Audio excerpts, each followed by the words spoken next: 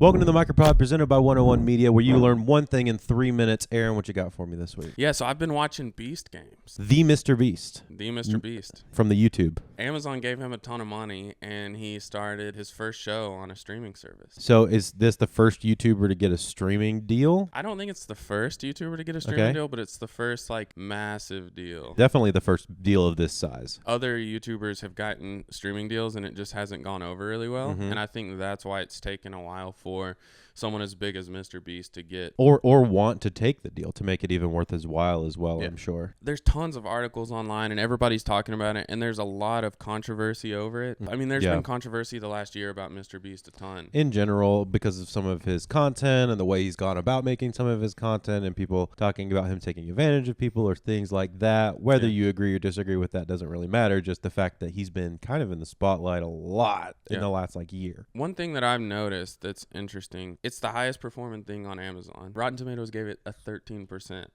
Whereas the audience score is 89%. That's incredibly divisive. Yeah. So the critics don't like it. They don't like it at all. And is it reminiscent of some of the stuff he's done on YouTube before as far as the challenges go? Yes, it's a little more random. It's similar to the challenges. It's very psychological, and you can tell that he's trying to work on building characters even more than he's able to do in YouTube. So along with this, my wife and I have been watching some other reality shows. Okay. I remember watching Survivor when I was a little kid. Reality shows haven't been something that I've been big into. For sure. So 2 shows we've been watching, Deal or No Deal Island. It's interesting. It's kind of like Survivor, but then they have this Deal or No Deal component. Okay. And then there's a show called The Traitors. The Traitors. Yeah. Do you remember Mafia from youth group? Yeah. Imagine Mafia, but it's in a castle in Scotland. Someone dies every day, and then they have to banish someone every day to guess who the murderer was. Interesting. I have to admit, I have enjoyed MrBeast games, but the character development on these more traditional reality shows, I enjoyed it better. My hot take here, MrBeast in all of this, he's constantly reiterating the spectacle of what Beast Games is.